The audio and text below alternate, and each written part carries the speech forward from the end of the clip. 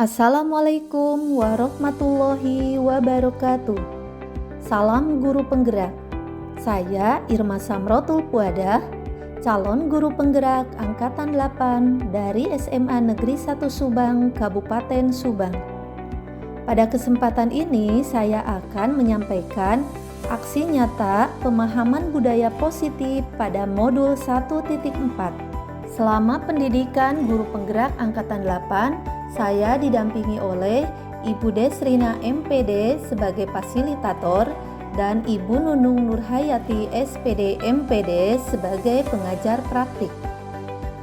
Sebelum melakukan aksi nyata, terlebih dahulu saya membuat rancangan tindakan aksi nyata. Di antaranya dimulai dari latar belakang. Pada dasarnya, murid tidak suka dengan peraturan yang telah ditetapkan oleh sekolah.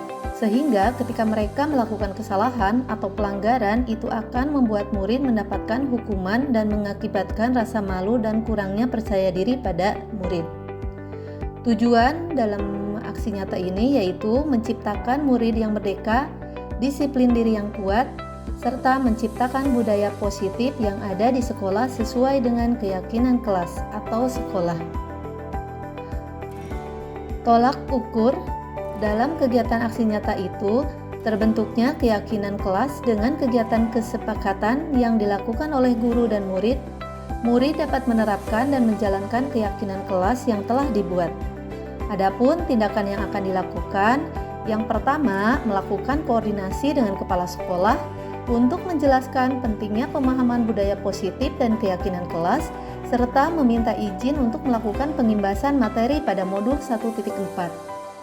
Langkah kedua yaitu mengimplementasikan pemahaman budaya positif di kelas, kemudian melakukan pengimbasan kepada rekan guru tentang budaya positif di lingkungan sekolah dan di dalam kelas, dan berkoordinasi dan berkolaborasi dengan wali kelas terkait dengan pembuatan keyakinan kelas. Adapun dukungan yang dibutuhkan selama proses aksi nyata yaitu dukungan manajemen sekolah, dewan guru dan murid, serta dukungan sarana prasarana mulai dari aula atau ruang guru yang representatif untuk melakukan pengimbasan. Tindakan pertama yang dilakukan yaitu melakukan koordinasi dengan Bapak Kepala Sekolah terkait dengan budaya positif, kemudian ditindaklanjuti dengan kegiatan rapat terbatas manajemen mengenai kegiatan diseminasi budaya positif kepada rekan-rekan guru di SMA Negeri 1 Subang. Dari hasil koordinasi ini, maka kegiatan pemahaman budaya positif akan disampaikan pada kegiatan workshop kurikulum sehingga seluruh guru dapat mendapatkan manfaat dari kegiatan diseminasi budaya positif di sekolah. Aksi nyata pada modul 1.4 ini terdiri dari dua langkah. Yang pertama, mengimplementasikan konsep-konsep inti dalam modul budaya positif di lingkungan kelas sesuai yang dibuat di tahap koneksi antar materi. Dan yang kedua, membagikan pemahaman dan pengalaman dalam menerapkannya kepada rekan-rekan guru di sekolah. Pada langkah pertama, saya melakukan implementasi konsep-konsep inti modul budaya positif di lingkungan kelas. Kelas yang saya dokumentasikan yaitu kelas 12 MIPA 6. Assalamualaikum warahmatullahi wabarakatuh. Waalaikumsalam warahmatullahi wabarakatuh. Sehat semuanya? Alhamdulillah luar biasa. Allahu Akbar. Alhamdulillah kalau lihat absen ini 12 MIPA 6, kesan pertama ketemu dengan ibu, kalian komplit, kalian lengkap. Mudah-mudahan minggu depan lebih disiplin lagi dalam hal tepat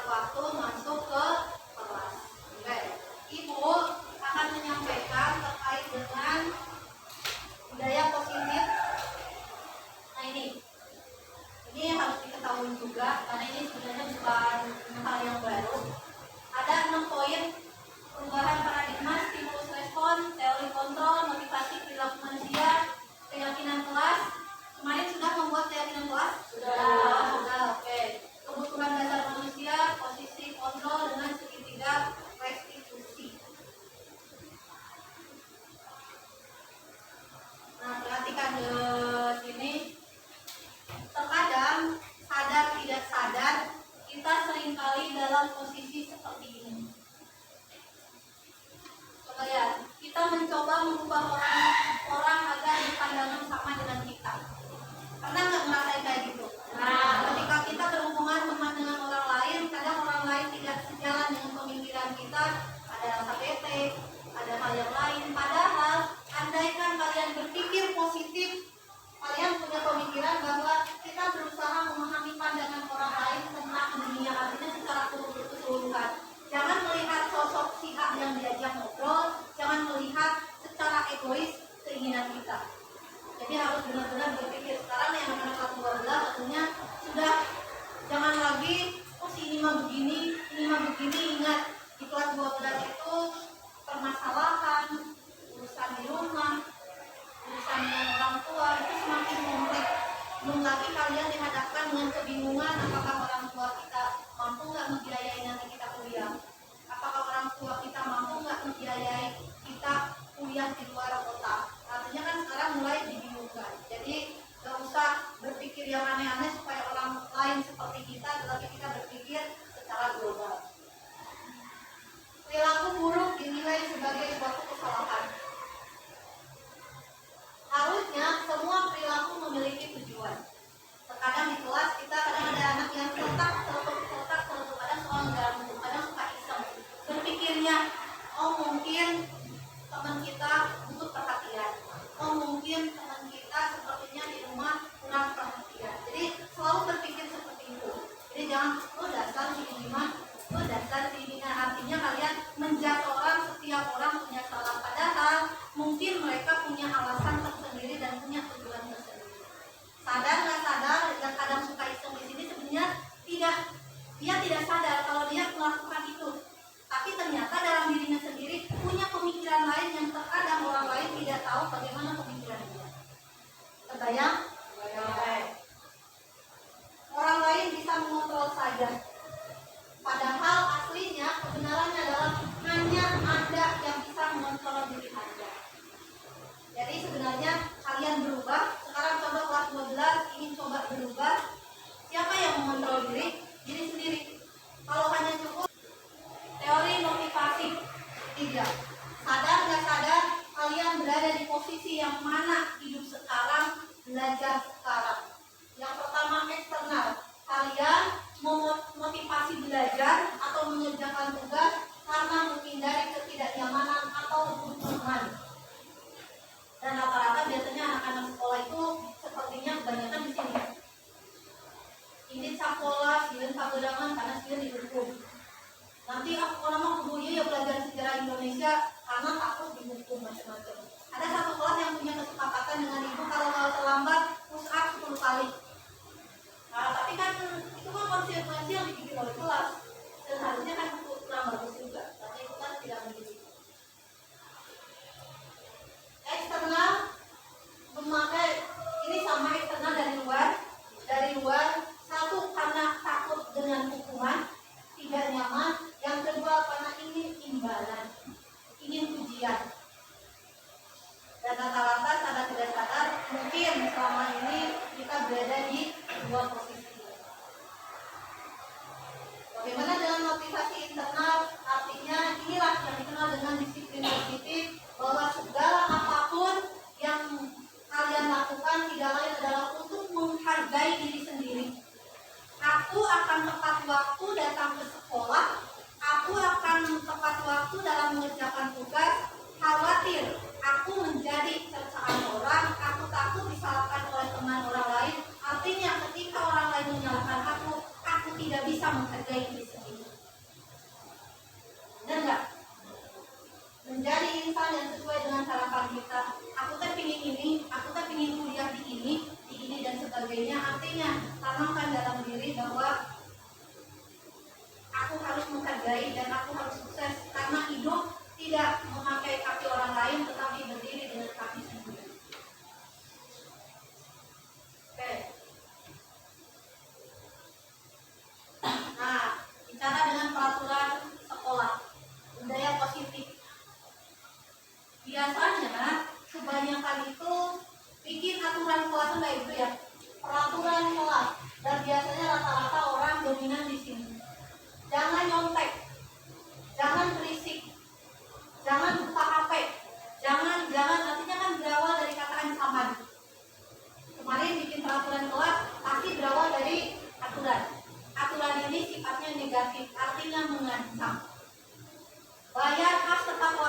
Bahkan penggantinya kan itu ancaman, itu yang dikenal dengan aturan kelas. Tetapi mulai berubah bahasanya, bukan aturan kelas tetapi keyakinan kelas.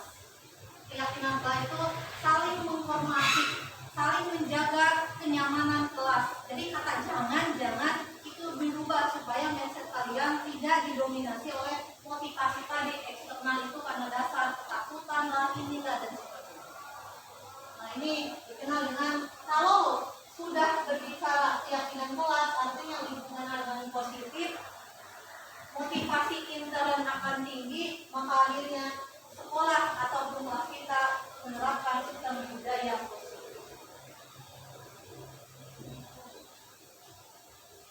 Nah kayak gini, selalu kembali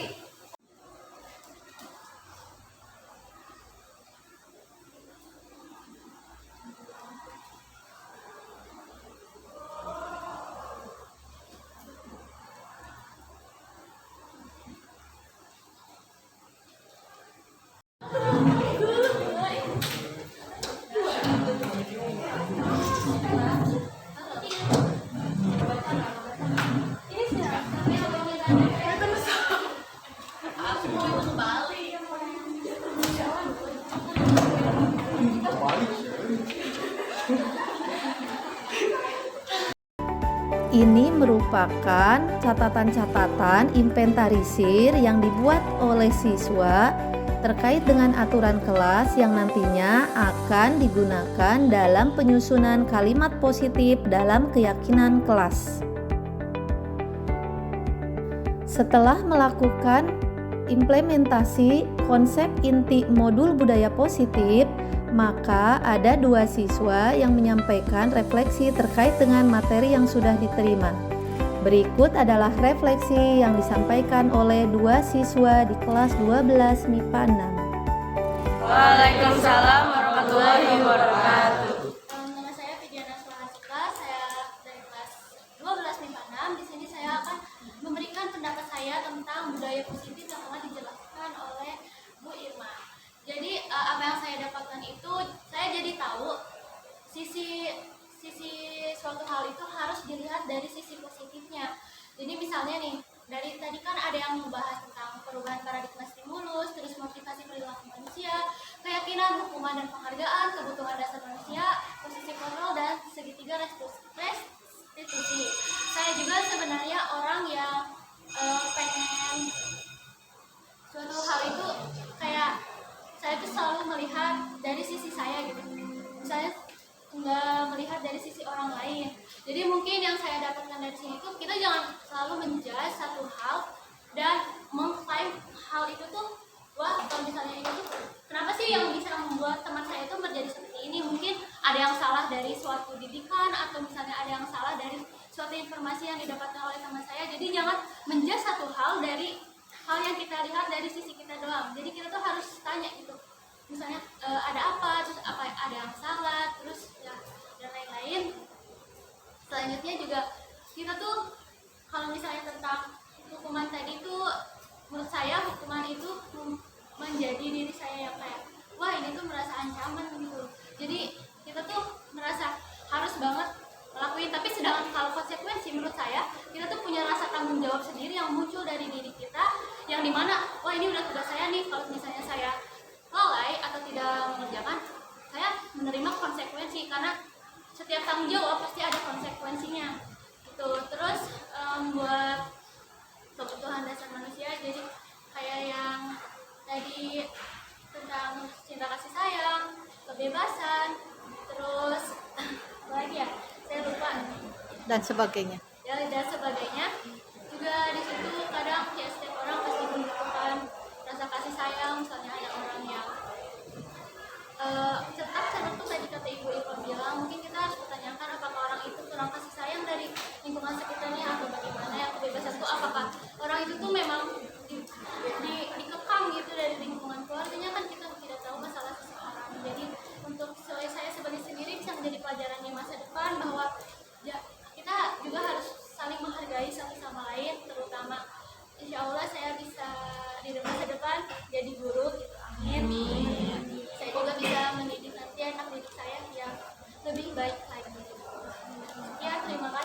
Wassalamualaikum warahmatullahi wabarakatuh.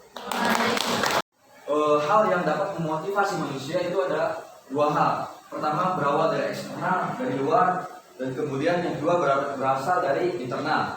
Tadi contoh dari eksternal. Eksternal itu bisa diperoleh dari contohnya ingin menghindari ketidaknyamanan, kemudian menghindari hukuman, ingin mendapat pujian dan lain-lain. Dan juga tadi ada dari internal untuk menjadi diri yang lebih baik lagi atau ikhlas menjalani semuanya. Dan insya Allah saya akan belajar untuk ikhlas, belajar segala hal mulai dari sekarang, amin. Kemudian selanjutnya saya juga tahu bahwa manusia itu memiliki kebutuhan dalam kehidupannya. Contoh tadi ada dari cinta kasih, kemudian ada dari penguasaan, kesenangan, dan juga kebebasan. Jadi diharapkan teman-teman setelah mendapatkan pembahasan tadi sekiranya bisa memberikan wawasan dan juga pengetahuan yang baru dan bisa bermanfaat untuk kedepannya. Sekian dari saya. Wabillahi taufiq wal hidayah. Wassalamualaikum warahmatullahi wabarakatuh. Selain melakukan implementasi konsep inti di kelas 12 MIPA 6, saya pun menyampaikan konsep inti di seluruh siswa di kelas 10 ketika kegiatan MPLS pada tanggal 20 Juli 2023. Harapannya dengan kegiatan massal ini, budaya positif mampu mengakar dan mampu diimplementasikan oleh murid di kelas maupun di sekolah. Langkah kedua yaitu melakukan diseminasi pemahaman budaya positif terhadap rekan guru. Kegiatan diseminasi ini dilaksanakan ketika berlangsungnya workshop kurikulum dengan tujuan seluruh guru dapat hadir dan mampu memahami mengenai konsep budaya positif dan melaksanakannya di dalam kelas maupun di sekolah. Pada kegiatan diseminasi ini, saya berkolaborasi dengan guru penggerak angkatan 6, yaitu Ibu Elis Neni Sumarni dan Bapak Deni Karsa Sondana. Pada diseminasi ini, tidak hanya melakukan pemahaman budaya positif, tetapi diawali terlebih dahulu mengenai pengenalan bagaimana program pendidikan guru penggerak, pendaftaran guru penggerak, dan pada akhirnya penyampaian terkait dengan budaya positif di kelas maupun di sekolah.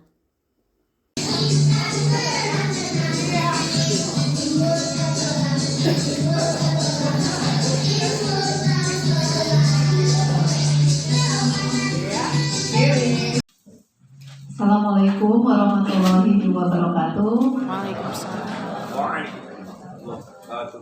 Alhamdulillah hari ini kita bisa berkumpul kembali dengan kegiatan yang kedua yaitu workshop kurikulum. Bapak dan Ibu, apa yang sudah disampaikan oleh Pak Deni terkait dengan guru penggerak, kenapa ini masuk ke dalam ranah ke workshop kurikulum? Karena sejatinya kegiatan kurikulum adalah kegiatan akademik, kegiatan kurikulum adalah kegiatan siswa dan kegiatan pembelajaran. Dalam program guru penggerak ini seluruhnya itu betul-betul dibahas, dipelajari sehingga harapan besar di antara Bapak dan Ibu, guru-guru semansa bisa ikut serta sehingga bisa menikmati apa-apa materi yang didapatkan dalam kegiatan pendidikan. Menurut 1.4 ya Pak Deni, banyak kurang lebih 1 bulan belajar tentang budaya positif, mulai dari bagaimana disiplin positif, bagaimana kita mengetahui pembelajaran anak, motivasi anak belajar, apakah anak memang benar-benar interest, lillahi ta'ala ingin belajar dengan kita, semangat, apakah karena ada unsur lain seperti ketakutan, apa hukuman, atau ingin ribut dari orang tua ataupun guru, bagaimana keyakinan kelas itu dibuat. Makanya jika Bapak dan Ibu memperhatikan visi, misi, strategi, tujuan yang kemarin ketika rapat kerja disampaikan, salah satu strategi yang dilakukan tahun ini, Bapak dan Ibu mohon di pertemuan pertama mohon membuat keyakinan kelas. Seperti apa membuat keyakinan kelas nanti akan disampaikan oleh Bu Eli supaya ada rambu-rambu. Jangan sampai ketika ada anak yang A, B, C, D itu ujung-ujungnya kita menyalahkan anak padahal kita sendiri tidak membuat satu lampu hijau, lampu merah, lampu kuning kepada kita, ujung-ujung akhir-akhirnya anak komplain, kita pun komplain dengan keberadaan anak. Selain itu, budaya positif, kita akan melihat bagaimana posisi kita sebagai guru. Apakah kita selama ini menjadi penghukum? Apakah kita sebagai pemantau, sebagai orang yang melihat konsekuensi setiap aturan? Apakah kita sebagai teman kepada siswa? Apakah kita sebagai manajer? Di mana di dalam guru penggerak, hampir di dalam pendidikan guru penggerak, seluruh guru diharapkan untuk menjadi seorang manajer. Bagaimana cara guru menjadi manajer nanti pun disampaikan. Dan juga bagaimana ketika kita berhadapan dengan permasalahan anak. Jangan sampai lempar ke sana, lempar ke sini, ada masalah ini, hanya sampai tuh BK tolong ini begini dan sebagainya. Ada proses yang harus dilalui oleh kita selaku guru, tidak lain adalah dikenal dengan penerapan segitiga restitusi. Jadi bagaimana menghadapi anak, jangan sampai yaitu lagi anak dicas, anak dibully, hukuman verbal terkadang kita lakukan tanpa sadar, ujung-ujungnya beberapa curhatan bahwa guru ini mah begini, guru ini mah suka membuli, guru ini mah dan sebagainya. Jadi dengan pembelajaran ini hari ini kita persamakan persepsi bahwa mulai dari diri kita untuk menjadikan sekolah kita untuk ramah anak supaya anak nyaman, anak tenang untuk melakukan proses pembelajaran selanjutnya. Pada sesi penyampaian materi, sehubungan dengan waktu yang begitu panjang, maka berikut saya perlihatkan dokumentasi berupa foto mengenai penyampaian materi, yaitu sediantaranya teori motivasi perilaku manusia, kebutuhan dasar manusia, keyakinan kelas, hukuman dan penghargaan, peraturan kelas, keyakinan kelas, lingkungan yang positif, serta melahirkan budaya positif, posisi kontrol guru, dan yang terakhir terkait dengan segitiga restitusi. Posisi teman, 4. Posisi pemantau atau monitor, dan 5. Posisi manajer. Untuk lebih memahami kelima posisi tersebut, mari kita saksikan kasus Naren yang terlambat hadir 20 menit di sekolah. Sudah boleh ditempel. Nggak boleh ketut. Atau penyakit tidak boleh ketut.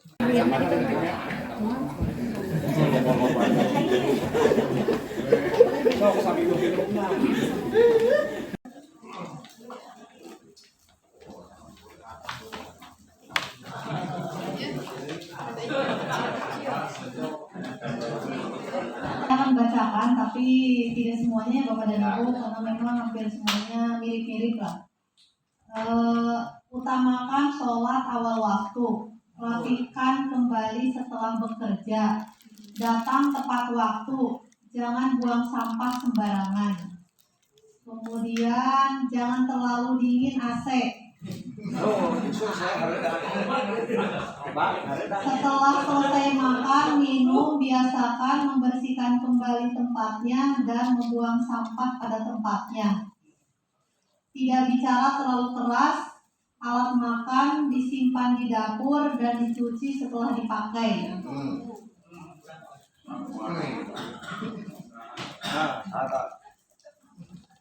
Meja, kursi harus diberikan label nama.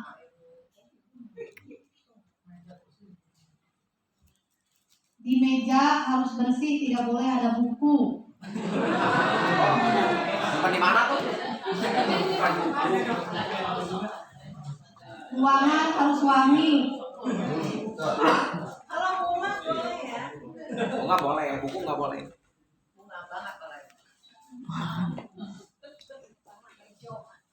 Menyimpan barang yang sudah dipakai dan di tempatnya sendiri. Jadi barangkali ada yang suka ke tempat yang lain mungkin.